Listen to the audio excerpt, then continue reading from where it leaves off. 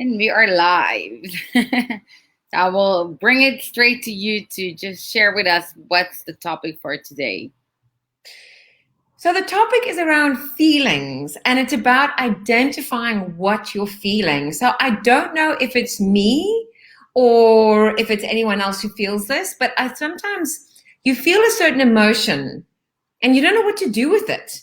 And you label it, and then you feel bad about it, and then you don't want to feel it, so then you'll distract yourself. And then I'm not talking about the good emotions, because obviously you want to feel those, but I'm talking about sadness, pain, loss, frustration, anger. It's like those emotions are, yeah, like what do you do with those? And so, yeah, that's what I thought would be quite interesting to talk about today. Okay, cool. So I'm gonna let you lead this because emotions are something like the range is like huge, right? Like it can start with disappointment and happiness and joy and sadness and so many. But how Yep. can I actually know? Like, I think like you first need to start probably from what are you feeling now at that specific moment? Exactly. So I think when I know for myself, when I wake up in the morning, the first thing I do, and I've been really good with my practice, I do a meditation practice because that immediately gets me into that calm space. I don't know if you have a practice, but I think that that's a first point is like, what am I feeling right here, right now to own that? Do you have a practice? And not really. Maybe the fact that I'm taking Elvis for a walk, so it's gonna help me to reset the system and everything after the night I had and how I woke up and what am I deciding to do for the rest of the day. So maybe that's my practice. Because I think that awareness is very important. Super. And then the second part is what's happened to make you feel that way. So maybe during the day you phoned a friend and they didn't pick up, or maybe you greeted somebody and they didn't greet you back. Because we are very often ego driven, and those kind of things will trigger us to feel less than. Do you know what I mean? Yeah. I think it's very important that he says self-awareness, right? To understand where is it coming from. So first you need to understand what am I feeling, but why am I feeling like that? Which I'm assuming will take us to another step. So the next one is, does this have an explanation that makes sense? So in other words, if I'm feeling, I know at the moment because I've taken a lot on with Say Yes, which is mentoring, and I'm working with that, and I've taken a lot on with the coaching. So it's a very giving. I love it, but it's a very giving industry that I'm in. And I know by the time I get to Friday, I'm like, okay, I need to give back to me. Maybe go away for a weekend, maybe spend some time on my own, maybe whatever the case is. But I think that's very important to understand what's going on for you in that moment, to really connect with that. I think there's always something that happened, right? There's always an explanation, but sometimes it's not that easy for us to connect and accept Mm-hmm. that, explanation. Sometimes we just maybe blame it on something else, which is the wrong thing instead of the Yeah. actual thing, because we also, so that's why I think like it's really important to make sure you are connected to yourself, you are self-aware, and then you really trying to understand where things are coming from, because I think it's really going to help you to deal with this and to how to deal with that type of feeling, and maybe if it's a sad feeling, maybe even how to either prevent it for next time or reduce it or like find a way to overcome it quickly.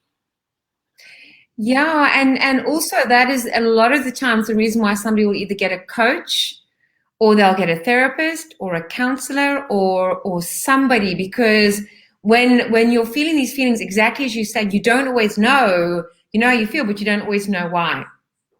So that ties into the next one, is like, what do you do with these feelings? I was watching I found a very funny series at the moment called Crashing, which I love. It just totally appeals to me. And, one of the things that they were, have you seen it? I'm not sure, but I'm gonna check now.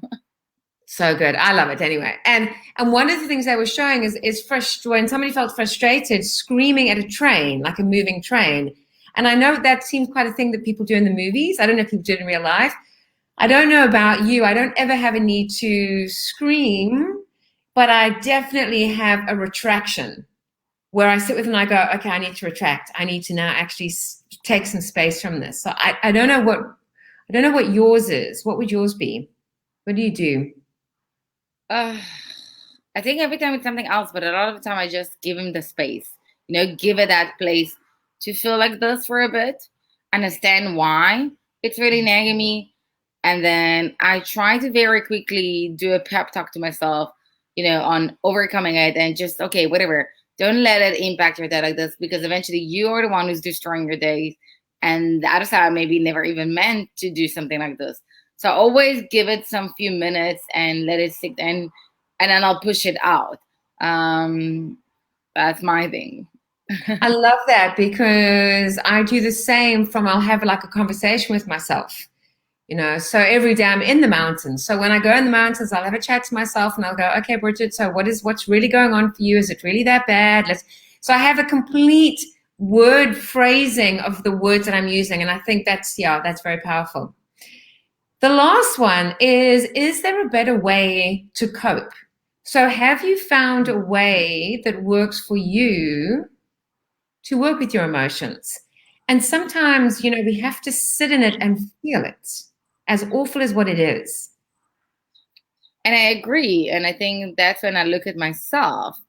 That's what helps me because eventually, as I said, I'm acknowledging that type of emotion and I just let it be. And I really try to, get over it very fast, but to do give it like its own place and not to kind of push it aside. Because not dealing is not going to really help me. It's going to create a different type of feeling after. Yeah, and I think with that is if you have a tendency to be self-destructive, like drinking a lot or smoking a lot or doing drugs, whatever, when you're in that space, maybe if it's not serving you, maybe to find something else, because I understand the numbing of the pain, of course. I mean, you don't want to feel it, so just finding the best way to cope for you. And I think eventually when you're trying to avoid it, it will come back. One way or Worse. another, it will come back. And as you say, it's going to be worse. So I always tell myself, I'll get rid of it now and move on. That's it. Absolutely. So yeah, if anyone listening is thinking, hang on a minute, I really want to move forward from a coaching perspective and you're feeling a bit stuck and you're feeling unsure, I'd love to chat to you about that. That would be that would be great because that's what I do. It's around personal development, personal growth.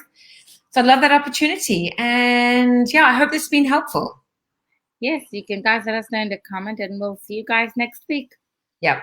Love you. Bye. Bye.